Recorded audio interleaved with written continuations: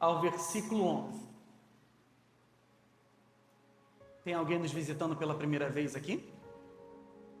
Seja muito bem-vindo. Mais alguém? Carla!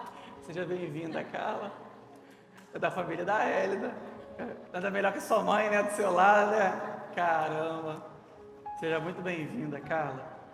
A nossa igreja se chama IMC, Igreja Ministerial Cristã. A gente acredita que vocês podem fluir no ministério de vocês. Amém? Você que não trouxe a sua Bíblia, não tem problema, você pode acompanhar pelo Data Show. Nós vamos ler só um contexto rápido.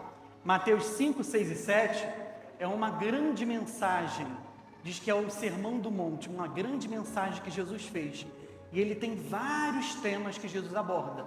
E um desses temas é esse aqui, que vai do 7 ao 11 do versículo, desse capítulo 7. Vamos ler, acompanhe a leitura que eu vou fazer, tá? Pedi e dar-se-vos-á. Buscai e achareis. Batei e abrir-se-vos-á. Pois todo o que pede recebe, o que busca encontra, e a quem bate, abrir-se-lhe-á. Ou qual dentre vós é o homem que, se porventura o filho pedir pão, lhe dará pedra? Ou se lhe pedir um peixe, lhe dará uma cobra? Ora, se vós, que sois maus, sabeis dar boas dádivas aos vossos filhos, quanto mais o vosso Pai, que está nos céus, dará boas coisas aos que lhe pedirem. Pode passar. Nós vamos focar no versículo 7 como o versículo central da nossa mensagem.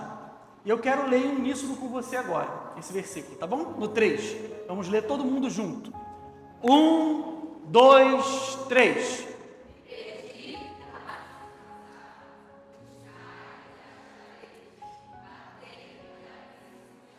Amém. A palavra que o Espírito Santo traz para nós nessa noite é depois do pedido. Depois do pedido.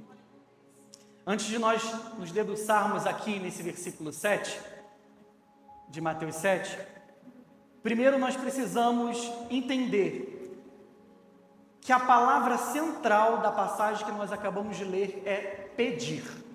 E ela se repete várias vezes. E não só isso, nós precisamos compreender que para ter uma compreensão profunda dessa passagem e do que é o pedido, nós vamos precisar olhar para 3 versículos que estão nas Escrituras, que vão dar base e fundamento para nos dizer como acontece e como se faz um pedido. A palavra vai nos dizer como se realiza um pedido na sua oração. Então, pedir tem uma forma. E quando eu olho com você para João 5, versículo 14, João 14, versículo 13 e Marcos 11, versículo 24, esses 3 versículos são o tripé, a base e o fundamento para entendermos como se faz um pedido. Vamos lá, vamos começar. Primeiro, 1 João 5, versículo 14. Ele diz da seguinte forma: e essa é a confiança que temos nele, que se pedirmos alguma coisa, segundo a sua vontade, nós temos certeza que ele nos ouve. Primeiro fundamento, para você saber como pede: segundo a vontade de Deus. Quando você vai para João 14, 13, o próprio mestre vai dizer: quando vocês pedirem em meu nome, eu vou fazer, para que o Pai seja glorificado no Filho. Segundo fundamento de como você tem que pedir: em nome de Jesus. Marcos 11, versículo 24, vai descrever para a gente da seguinte forma: portanto eu vos digo, tudo que vocês pedirem em oração, creiam que já receberam, e assim sucederá. Terceiro fundamento de como você faz um pedido: crer que já recebeu. Então, existe uma estrutura aqui, pode passar. Presta atenção, perceba. Você tem que pedir segundo a vontade de Deus, em nome de Jesus, e crendo que já recebeu. Pedir segundo a vontade de Deus, em nome de Jesus, e crendo que você já recebeu. Quando você entende essa estrutura, surge uma pergunta, Sunamita. Ué, o que é a vontade de Deus para que eu possa pedir em nome de Jesus, crendo que eu já recebi? O que é a vontade de Deus para que eu possa pedir em nome de Jesus, crendo que eu já recebi? Efésios 1 vai dizer para a gente que a vontade do Pai foi convergir tudo em Cristo. A vontade do Pai, olha aí a revelação, foi convergir tudo em Cristo. E aí quando você vai para Mateus 17, existe uma situação interessante que é Jesus no monte com Pedro, Tiago e João, e ele transfigura, o rosto dele fica branco, brilhoso, a roupa brilhosa, aparece Elias, aparece também Moisés, um representando a lei, o outro representando os profetas, e aí todo mundo fica ouriçado, vamos construir cabana, tenda aqui para nós ficarmos o resto da vida aqui com eles três. E aí Deus vem mostrando a sua vontade, ele cobre a lei, cobre o profeta, cobre Elias e Moisés, só fica Jesus aparecendo, e vem uma voz dizendo: esse aqui, Jesus, é o meu filho amado, a ele ouvi. É para ouvir Moisés? Elias? Jesus. A vontade de Deus foi declarada ali, a ele ouvi, a ele dei atenção, a ele dei ouvidos, porque as palavras dele são as minhas palavras, os ensinos dele é a minha vontade. Quando ele fala, vocês me ouvem. Essa é a minha vontade. E aí, Diego, fica tudo muito mais fácil, porque a partir daqui a gente pode voltar para o nosso versículo central, porque a gente já entendeu o propósito de pedir. O propósito de pedir é pedir as palavras e os ensinos de Jesus, que é a vontade de Deus, pedindo em nome de Jesus, crendo que já recebeu. Quando a gente volta para o versículo cerne, eu começo a perceber que Jesus ali, ele fez questão de descrever outros dois convites, depois dele nos convidar a pedir alinhado à palavra dele. E é interessante que quando, pode passar, eu leio esse versículo central, inicialmente, me parece, Arthur, que isso aqui é um paralelismo. Ele está pegando e repetindo a mesma coisa de forma diferente. Pode ser. Só que quando você entende como deve ser o pedido, você vê que tudo que Deus faz é muito mais profundo. E é intencional o que Jesus faz aqui. Jesus está propondo um processo. Jesus está propondo um progresso pós-pedido.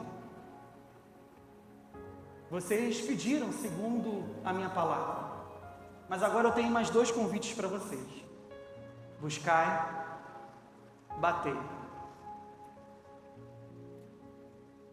Por isso, depois do seu pedido de oração, Jesus está te convidando a buscar e bater. E é isso que o Espírito Santo quer conversar conosco, sobre esses dois pedidos de Jesus após o seu pedido, alinhado à palavra dele. Vamos para o primeiro convite que Jesus te faz: buscar. Eu fiquei parado pensando nisso e eu fiquei refletindo, peraí, quem busca sabe o que está procurando. E não só isso, quem busca ainda não vê o que está procurando, mas sabe o que está procurando. Buscar é procurar algo, é mover-se em direção a algo que ainda não se vê. Mas você está buscando. Você sabe, mas você está buscando. Não está vendo, mas está buscando. Buscar não existe na inércia. Não há busca na estagnação. Não há busca parado. Porque quem busca dá passos e move-se em direção àquilo que quer encontrar. Por isso, o primeiro convite de Jesus, depois de um pedido e de oração alinhado na palavra dele, é: quais são os passos em direção ao que já existe, que nós estamos dando, mas que ainda não vemos, para que o que já existe em Cristo possa ser encontrado. Eu estava pensando sobre isso, eu falei: caramba, Espírito Santo, isso é muito profundo. Quais são os passos que eu estou dando em direção ao que já existe em Cristo, mas que eu não estou vendo, para que eu possa encontrar isso? E aí o Espírito Santo me trouxe à memória a história de duas pessoas, Ana, Manu e Elias. Presta atenção, Ana, ela pediu em oração um filho. Depois do pedido dela, ela voltou para casa e uniu-se ao seu marido, teve relação com o seu marido naquele mesmo dia. Ela deu passos em direção ao filho que já existia, mesmo que ainda não visse. Elias orou pela chuva, mas depois que orou pela chuva, ele chegou para o servo dele: olha, fica olhando lá frequentemente. E quando ele viu um indício, uma nuvenzinha, ele chegou para o rei Acabe: olha, levanta a carruagem, vai embora, que vem grande chuva. Mas ele não via chuva. Ele deu passos, Diego, em direção à manifestação da chuva que existia em Deus, mas que ainda não se via.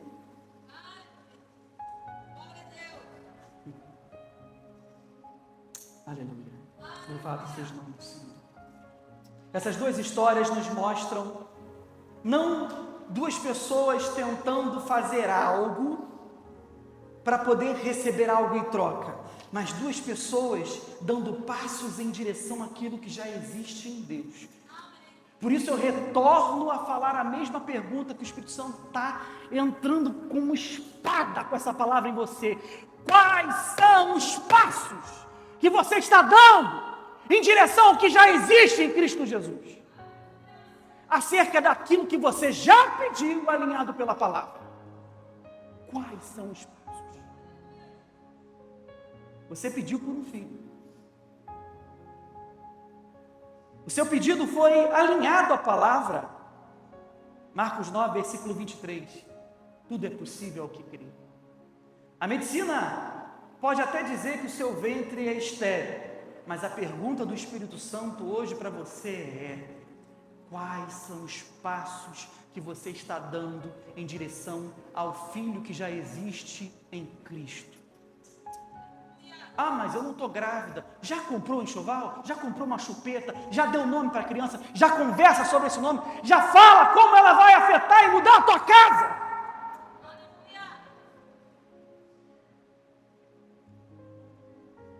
O seu pedido foi por libertação de um vício. E o seu pedido foi até alinhado pela palavra, João 8, versículo 36. Se o Filho vos libertar, verdadeiramente sereis livres. E mesmo que a cadeia do vício ainda pareça firme, sabe, essa dependência, essas caídas, o Espírito Santo hoje grita com uma pergunta: quais são os passos que você está dando em direção essa libertação desse vício que já existe, já deixou essas companhias, já mudou esses ambientes? Quais são os passos? Quais são os passos? O seu pedido foi por paz dentro do teu lar. Está alinhado a palavra. João 14, versículo 23, ele fala sobre isso, 27, perdão. Ele fala: deixe-vos a paz, Jesus diz, a minha paz vos dou, não vou lá dou como o mundo dá. Está certo, está alinhado o seu pedido. Mas quais são os passos que você está dando? Já mudou essa forma de falar com a sua esposa? Essa forma de trato e essa atitude com seus filhos? Cadê a pacificação? Quais são os passos em direção a esse lar pacífico que já existe em Cristo Jesus? Sempre que pedimos algo alinhado à palavra, são os nossos próximos passos em direção ao que já existe em Cristo, que determinarão a manifestação dessa mesma promessa. Sabe por quê? Quem faz um pedido alinhado à palavra não fica parado, mas dá passos em direção ao que já existe.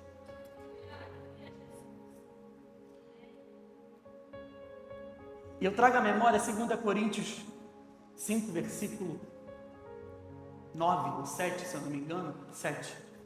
Olha o que ele diz aí: porque andamos pela fé e não pelo que vemos. E Tiago 2,17 fala: assim também a fé, sem obra, ela é morta em si mesma. Sem passos em direção ao que já existe em Cristo Jesus, a tua fé é morta. Você pediu alinhado à palavra, não tem problema. A oração também, Jesus fala na oração do Pai Nosso, você precisa pedir também. Ok? Só que depois de pedir, ele fala: agora é hora de buscar. Sabe o que é buscar? Primeiro convite para você: dá passos em direção ao que já existe em Cristo. Ok? Primeiro convite de Jesus para você essa semana: peça, mas dê passos em direção àquilo que você pediu. Vamos para o segundo convite? Pode passar. Bater!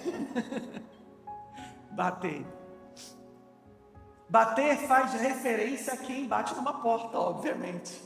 Não é?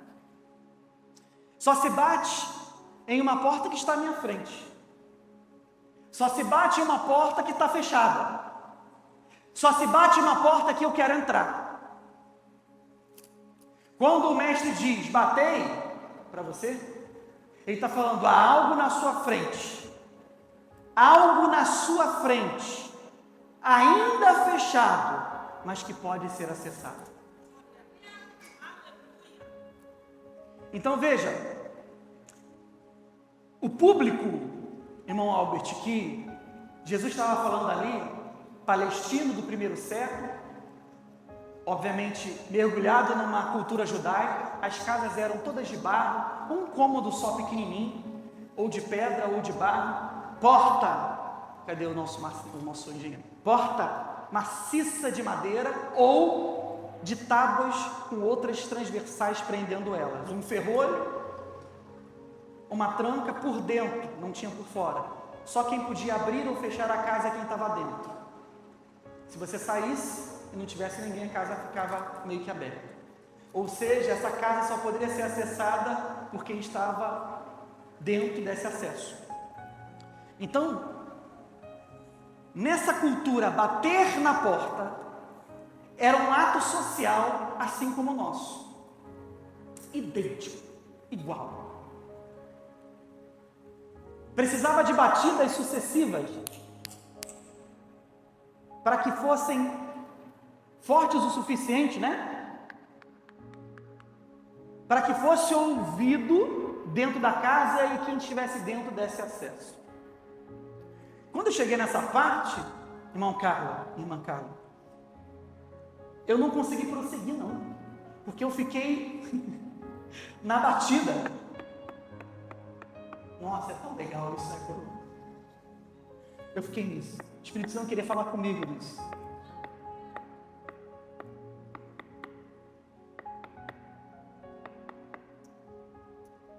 Olha que interessante, batida gera som. Batidas sucessivas gera som constante.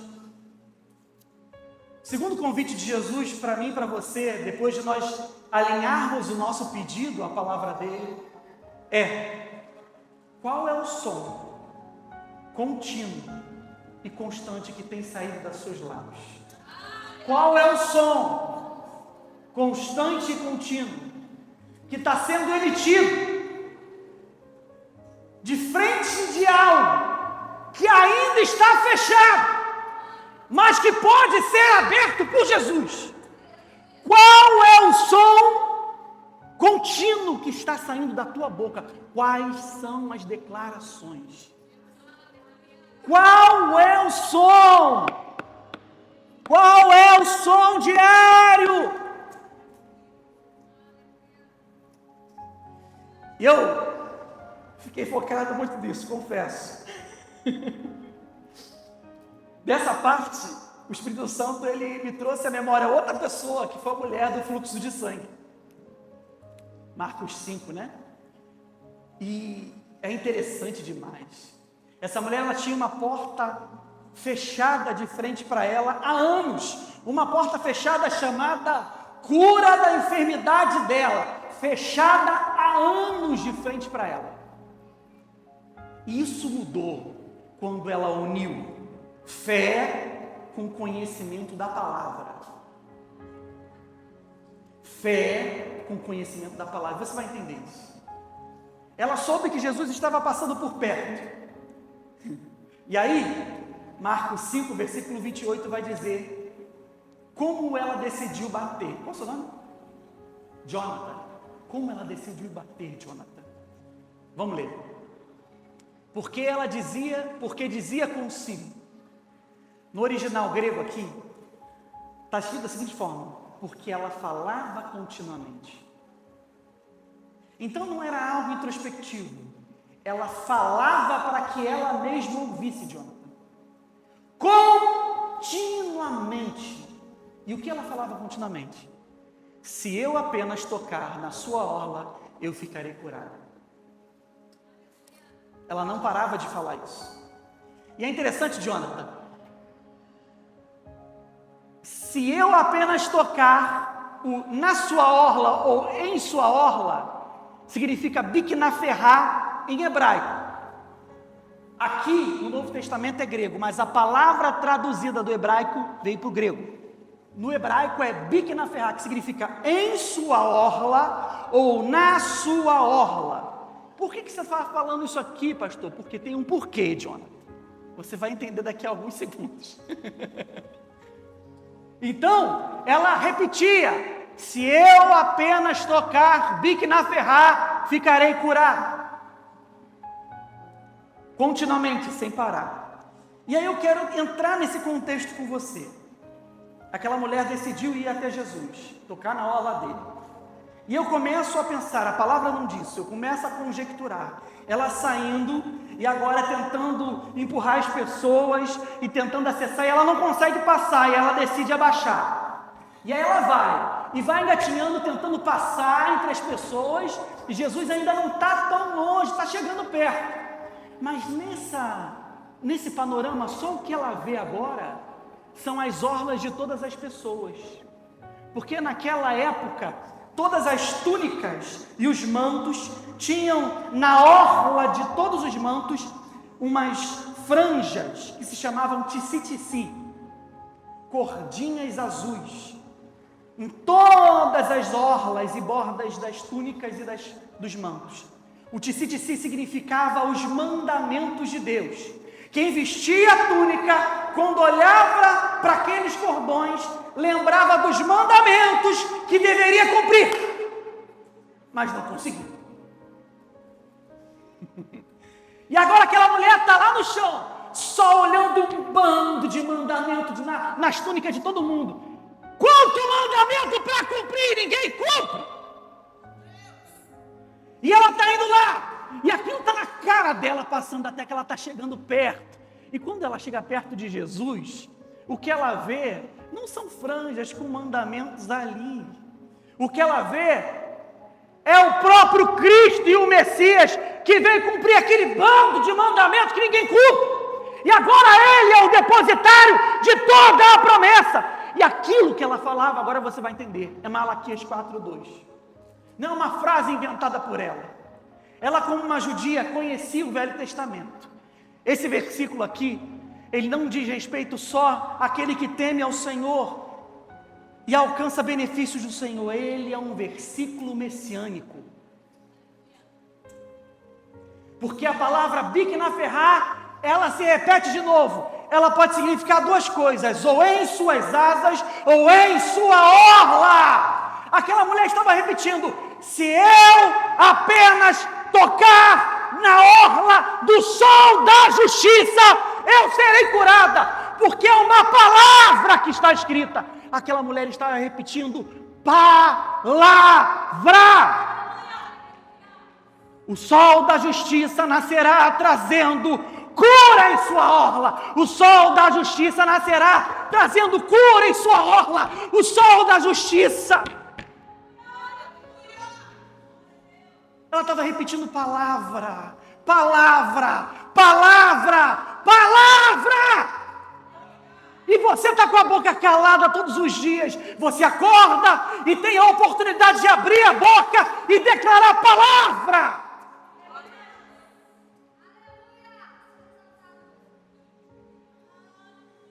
Ela falava continuamente aquilo que lhe assegurava a palavra, enquanto se movia ao encontro da palavra. Ela falava continuamente aquilo que lhe assegurava a promessa, enquanto se movia ao encontro da promessa.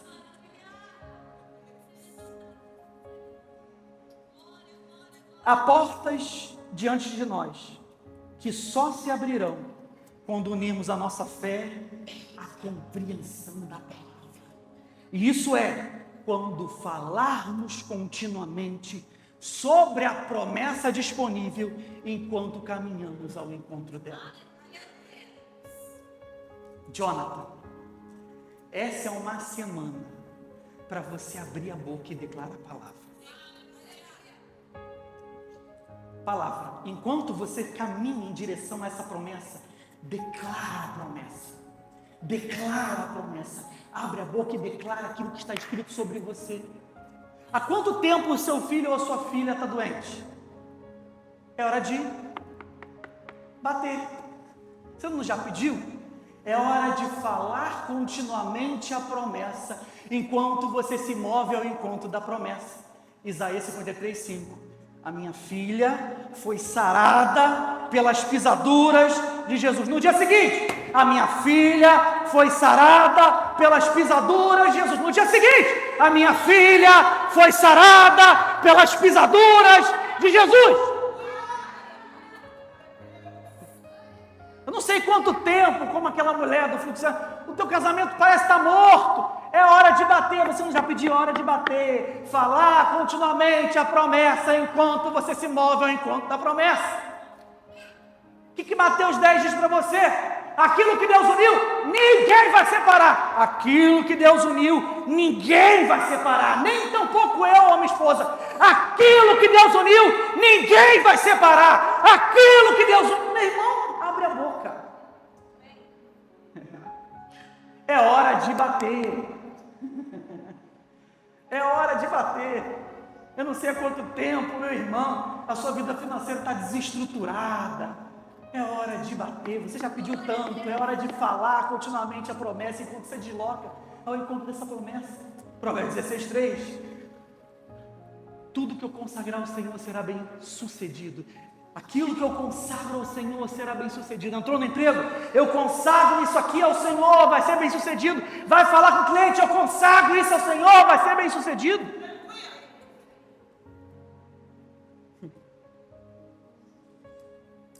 Não há porta que resista às sucessivas batidas da promessa que foi compreendida. Oh, meu irmão, quando tu compreende, já era. Já era quando você compreende. Essa daqui, de vez em quando, começa lá em casa, né? E fala, e pá. Quando compreende, não há porta que resista às sucessivas batidas da promessa que foi compreendida. Hebreus 10. Hebreus 10:32. Perdão, 23, se eu não me engano. Retenhamos firme a confissão da nossa esperança, porque fiel é aquele que prometeu. Olha que interessante esse versículo. É para você reter firme a confissão, a declaração abrir a tua boca. É para falar continuamente. Você entendeu? Você entende que Jesus é o sim de todas as promessas de Deus, está escrito. É hora de reter firme a confissão. Falar continuamente, reter firme a confissão, confessar diariamente. Amém? Amém, Felipe? Deus é bom. Veja, o que nós entendemos agora aqui, na segunda parte? Há um segundo convite para nós. O convite de bater é você falar continuamente, enquanto você se move ao encontro da promessa. Ok? Hoje, nós aprendemos duas coisas importantes. Você pediu algo a Deus, alinhado à palavra, amém. Jesus hoje te convida a buscar e bater. Buscar, dar passos em direção àquilo que já existe em Cristo, mesmo você não vendo. Bater, falar diariamente da promessa enquanto você se move ao encontro dessa promessa. Eu quero falar com você o suprassumo dessa mensagem e o que nós aprendemos. Depois do seu pedido, dê passos em direção ao que já existe em Cristo. E fale continuamente da promessa, enquanto se move ao encontro dela. Quem pede alinhado à palavra, caminha como quem já vive, e fala todos os dias como quem já viveu. Essa é a nossa instrução da semana. Quem pede alinhado à palavra, caminha como quem já vive, e fala todos os dias como quem